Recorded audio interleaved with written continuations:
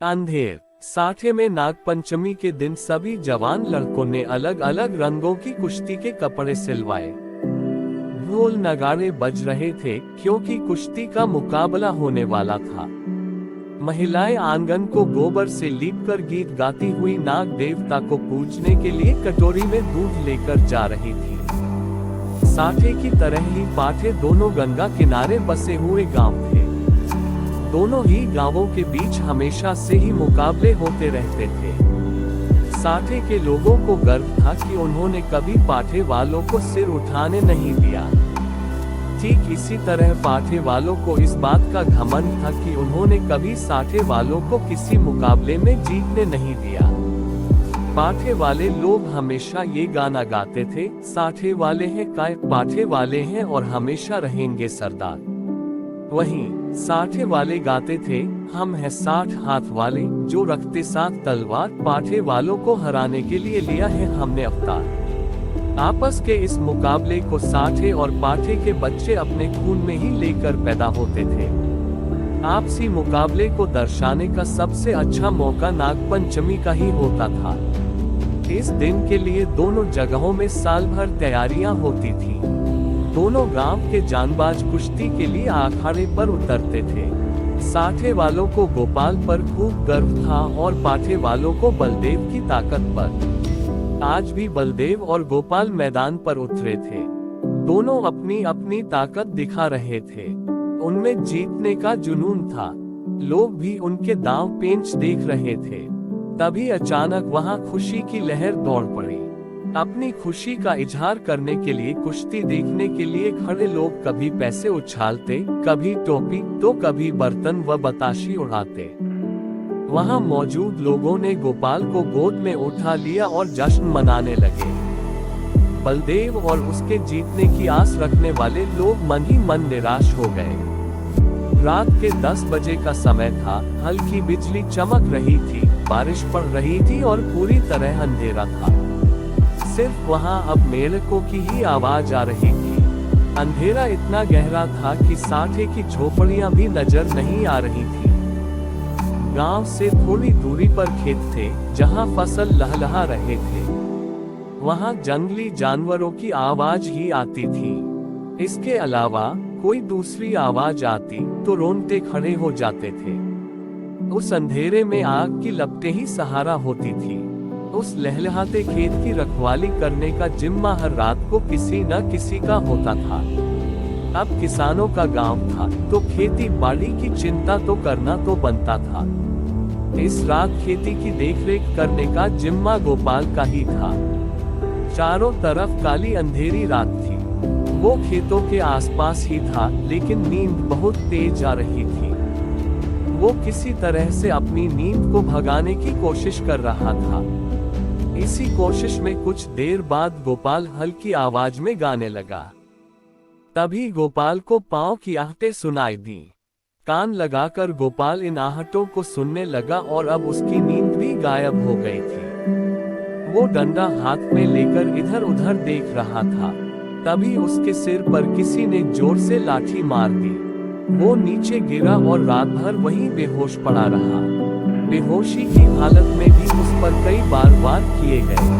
उस पर वार करने वालों को लगा कि वो मर गया है, लेकिन ऐसा नहीं था। हमला करने वाले पाठे के लोग थे जिन्होंने अंधेरे में अपनी हार का इस तरह से बदला लिया था। गोपाल न तो पढ़ा लिखा था और न ही तेज दिमाग वाला। बस उसका शरीर 6 फुट का था और आवाज काफी भारी। मन से ऐसा निडर कि शेर की दहाड़ से भी न डरे। आज वो चोट खाए हुए अपने घर के बिस्तर में लेटा हुआ था।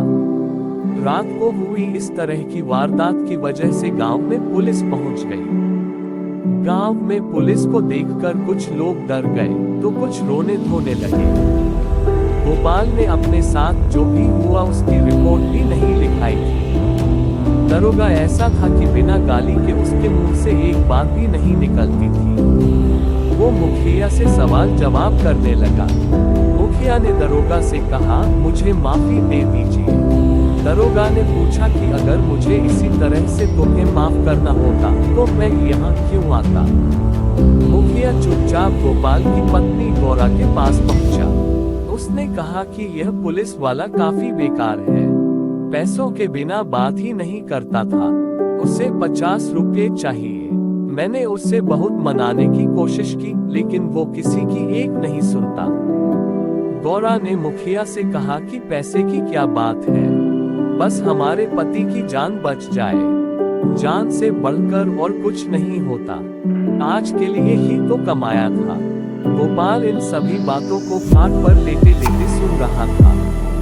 उसने कहा कि जब किसी ने कोई गलती ही नहीं की तो 50 रुपये क्यों देना, उसे एक पैसा भी नहीं दिया जाना चाहिए।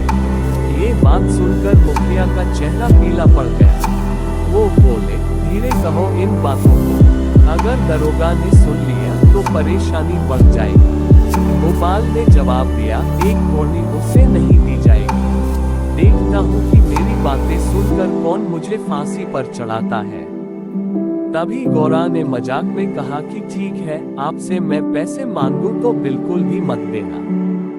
इतना कहने के बाद गौरा अंदर गई और एक पोटली में पैसे लेकर आई, फिर मुखिया को पैसा दे दिया।